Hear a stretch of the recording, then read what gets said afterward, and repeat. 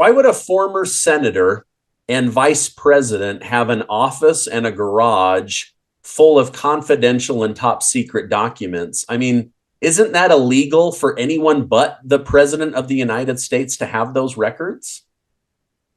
Exactly. You're asking great questions. You're asking the questions the establishment media should be asking, which is, again, Stephen, why you've got so many subscribers. These are the questions journalists used to ask.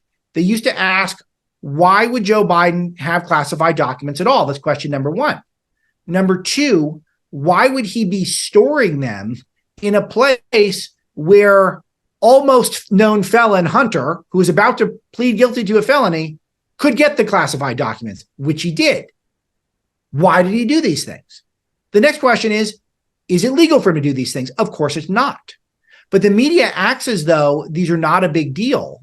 And they act as though what Donald Trump did, because Trump didn't immediately give his documents back to the National Archives. Act like what Trump did is worse because Trump was less cooperative when he got caught. Now, Joe was more cooperative, but what Joe did was far worse because he never even had the ability to declassify those documents as vice president. All the documents that Trump had, which Trump could have helped himself by, I think, behaving a little differently with those documents. So I'm not trying to, whitewash that. But there's no comparison in terms of what's worse. The Joe Biden documents are much, much worse because there's only one person who can declassify documents. That's the president. So obviously, it's worse when the former vice president has them. Now, the next question is, why would Joe want those documents? And the answer is obviously to make money. There's only two reasons to have those documents from my vantage point. Number one is for memoirs. And Joe loves to write memoirs. He's already written 2 of them. So, get a good book check for the vice president, bag some cash. Or the more nefarious one, which is to sell them. And to sell them to whom? And Joe wouldn't be doing the selling. They're far too sophisticated for that. They're much smarter than people think. But the rest of his family members all have international deals.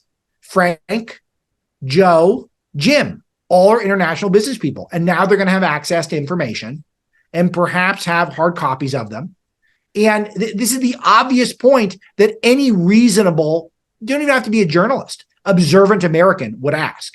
And our media just treated it as though this is all not a big deal. And I categorize in the book, I go through the timeline.